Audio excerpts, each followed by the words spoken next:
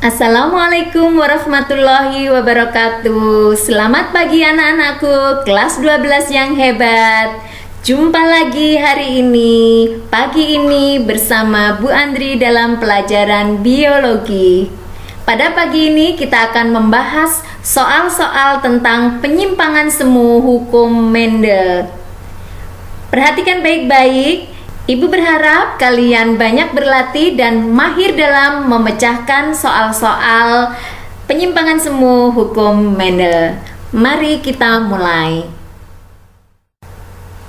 Mari kita mulai dengan soal nomor 1 anak-anak. Diketahui gen P dan R berinteraksi mengendalikan sifat bentuk pial pada ayam. Jika R besar, P kecil untuk pial berbentuk mawar, R kecil, P besar untuk pial berbentuk biji, R kecil, P kecil untuk ayam berpial walnut, dan R kecil, P kecil untuk ayam berpial tunggal. Disilangkan antara ayam berpial mawar dengan ayam berpial walnut dan menghasilkan keturunan ayam berpial walnut dan berpial biji dengan perbandingan 3:1. Maka genotip parental yang disilangkan adalah, mari kita bahas bersama. Ya, anak-anak, di sini diketahui bahwa untuk ayam berpial rose atau mawar itu paling tidak memiliki satu R besar. Kemudian untuk ayam berpial biji atau P itu paling tidak memiliki satu genotip P besar. Sedangkan untuk ayam berpial walnut itu harus memiliki gen R besar dan P besar. Sedangkan untuk ayam berpial tunggal atau bilah atau single itu semuanya kecil. Nah, di sini yang disilangkan adalah ayam berpial walnut dengan rose, akan tetapi belum diketahui genotipnya. Sedangkan hasil dari persilangan ini adalah ayam berpial walnut dan ayam berpial biji dengan rasio 3:1. Nah, mari kita analisis pilihan jawabannya.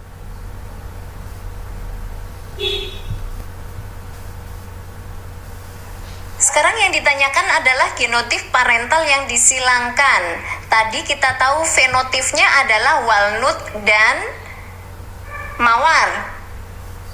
Akan kita lihat secara cepat dulu, apakah yang disilangkan ini sudah mawar dengan walnut semua atau belum? Mari kita lihat yang A. Sudah benar. B. Benar. C. Benar. D. Benar. E. Benar. Pertama-tama kita lihat dulu jumlah perbandingannya. Karena di sini walnut dibanding biji sama dengan 3:1, maka jumlah perbandingannya adalah 4. 3 ditambah 1 sama dengan 4. Sekarang kita lihat jumlah gamet yang terbentuk. Karena jumlah perbandingannya adalah 4, maka 4 ini bisa 2x2 atau 1x4. Mari kita lihat yang A. Ini 1x1, berarti tidak mungkin. Yang B, 2x4. Ini 8, berarti tidak mungkin. Yang C, 1x4. Ini masuk ke nominasi yang nanti akan kita coba, kita silangkan. 2x2 yang berarti masuk dalam nominasi yang nanti akan kita coba untuk kita silangkan. Yang E, 2x4, 8. Ini kita tinggalkan saja. Jadi anak-anak, kita akan mencoba menyilangkan yang C dengan yang D. Di sini kita coba untuk menyilangkan C. yaitu R besar P kecil dengan R besar P besar P kecil. Gamet yang terbentuk ada 1 untuk R besar P kecil yaitu R besar R kecil. Sedangkan untuk R besar R kecil P besar P kecil ada 4 gamet, yaitu R besar P besar, R besar P kecil, R kecil P besar, dan R kecil P kecil. Hasilnya adalah R besar P besar P kecil, walnut. R besar P kecil, rose. R besar R kecil P besar P kecil, walnut. Dan R besar R kecil P kecil, rose. Di sini hasilnya adalah walnut banding rose sama dengan 1:1. Berarti kita abaikan untuk option C. Mari kita lihat option D. R besar R kecil P kecil dengan R besar R kecil P besar P besar. R besar R kecil P kecil, genotifnya adalah R besar R kecil P kecil. Dan R besar R kecil P besar, genotifnya adalah R besar P besar dan R kecil P kecil.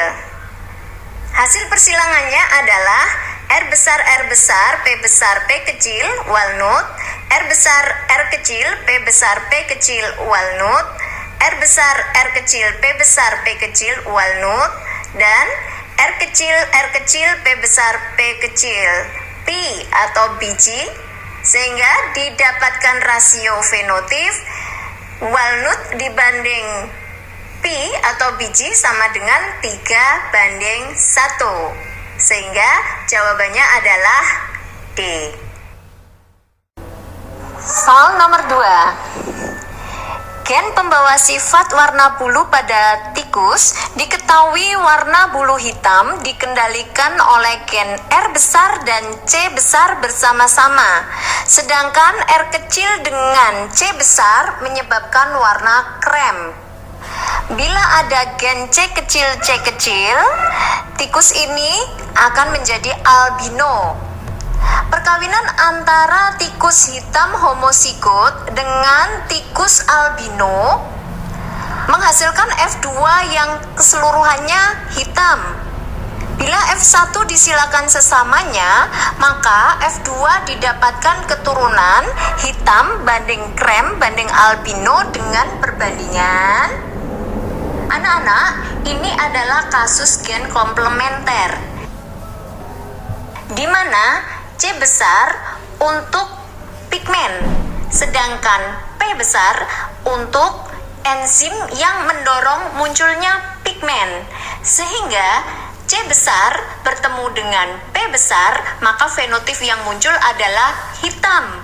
Akan tetapi jika punya pigmen tapi tidak ada faktor penunjang munculnya pigmen, maka fenotip yang muncul adalah krem. Nah, kalau tidak punya pigmen, walaupun ada enzimnya, ada P besar tapi C-nya kecil, maka yang muncul adalah albino. Apalagi jika tidak punya pigmen dan tidak punya enzim, maka yang muncul adalah albino. Dalam soal ini yang disilangkan adalah individu bergenotip hitam homozigot, berarti C besar, P besar, dan albino berarti C kecil, P kecil. Diperoleh F1 yang kesemuanya hitam, berarti genotipnya adalah C besar, C kecil, P besar, C kecil. Nah, apabila C besar, C kecil, P besar, P kecil disilangkan sesamanya, maka akan diperoleh F2 yang secara cepat dapat kita tulis di sini. Untuk faktor yang dua-duanya dominan 9, yang salah satu dominan 3. Kemudian yang kecil semua berarti 1, berarti 9, 3, 1.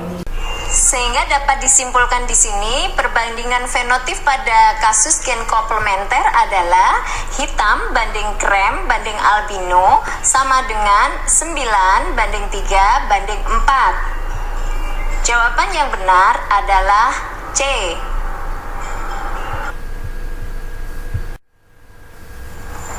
Lanjut ke soal nomor 3.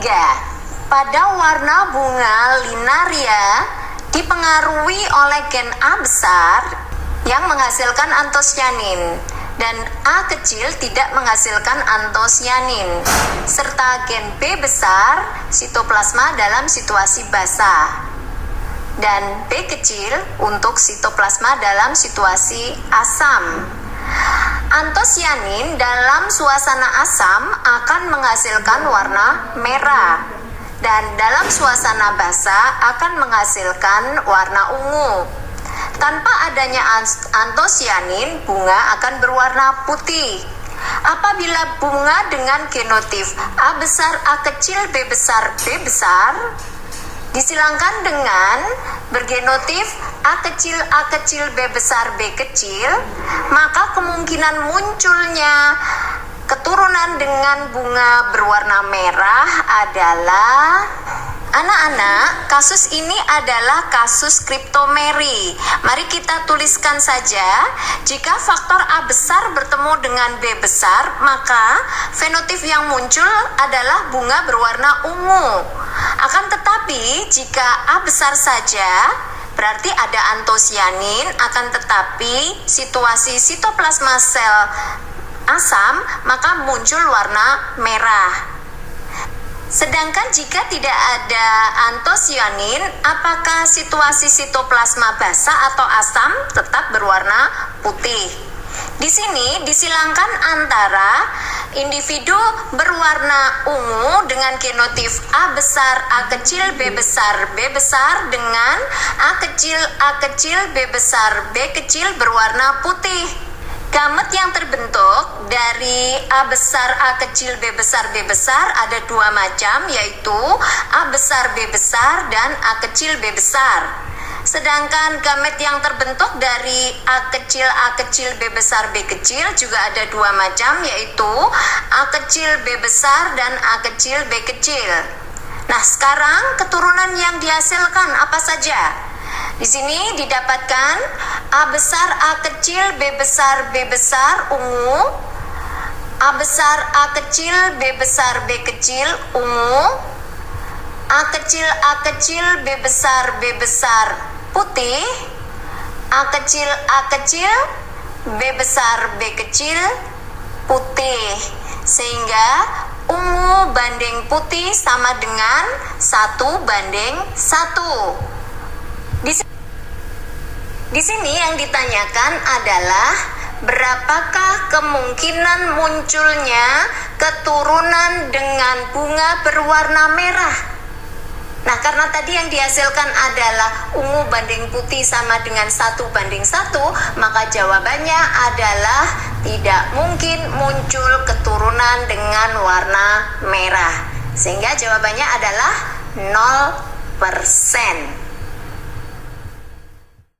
Kita sampai pada soal nomor 4. Suatu persilangan polimeri antara gandum dengan genotif M besar 1, M kecil 1, M besar 2, M kecil 2 dengan gandum bergenotif M kecil 1, M kecil 1, M besar 2, M kecil 2 menghasilkan 400 anakan. Jumlah anakan yang memiliki warna putih adalah, anak-anak, mari kita selesaikan dengan cara cepat.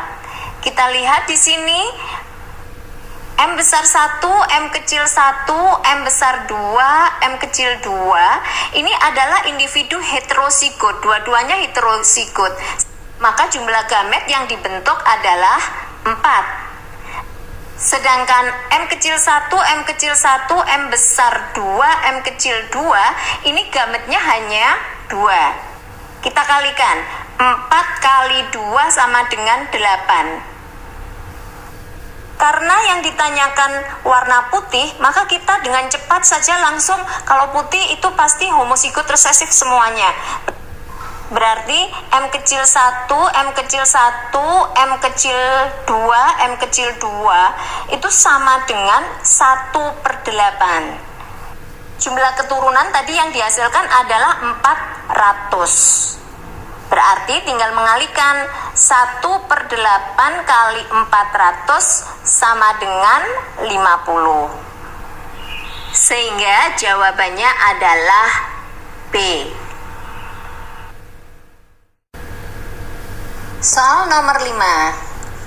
Gen H besar menghasilkan warna hitam pada biji gandum bersifat epistasis terhadap gen K besar kuning dan K kecil putih.